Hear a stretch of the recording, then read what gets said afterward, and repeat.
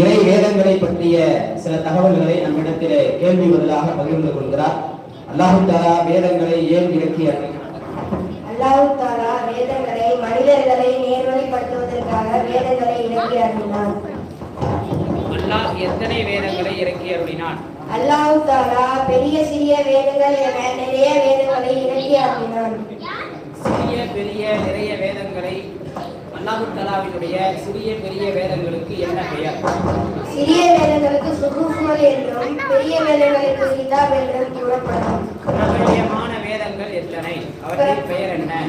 பிரபலமான வேதங்கள் 4: தௌராத், ஜபூர், இன்ஜீல், திருக்குர்ஆன் என 4 வேதமாகும். தௌராத் வேதம் எந்த நபிக்கு அருளப்பட்டது? தௌராத் வேதம் மூசா அலைஹிஸ்ஸலாம் அவர்களுக்கு அருளப்பட்டது. ஜபூர் வேதம் எந்த நபிக்கு அருளப்பட்டது?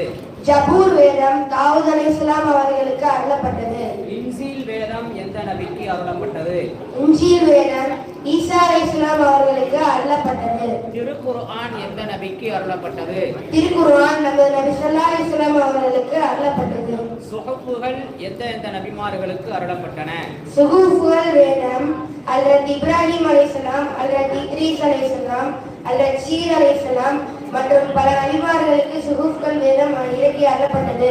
இறுதியாக அருளப்பட்ட வேதம் எது? இறுதியாக அருளப்பட்ட வேதம் திருக்குர்ஆன் ஆகும். திருக்குர்ஆனில் மாற்றங்கள் ஏதும் ஏற்படுமா? திருக்குர்ஆனில் எவ்வித மாற்றங்களும் ஏற்படாது. திருக்குர்ஆனை பாதுகாக்கும் பொறுப்பு யாரிடம் உள்ளது?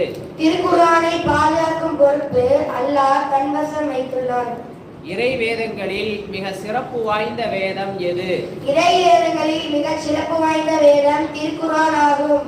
கியாமத் வரை எந்த வேதத்தை பின்பற்றி நடக்க வேண்டும்? கியாமத் நாள் வரை நாம் திருக்குர்ஆனை மட்டும் பின்பற்றி நடக்க வேண்டும். சுஹூஃப்கள் வேதங்கள் பற்றி நாம் எவ்வாறு ஈமான் கொள்ள வேண்டும்? சுஹூஃப்கள் வேதம் பற்றி அல்லாஹ் தஆலா தான் இறக்கி அருளினான் என்று நாம் சந்தேகமின்றி ஈமான் கொள்ள வேண்டும்.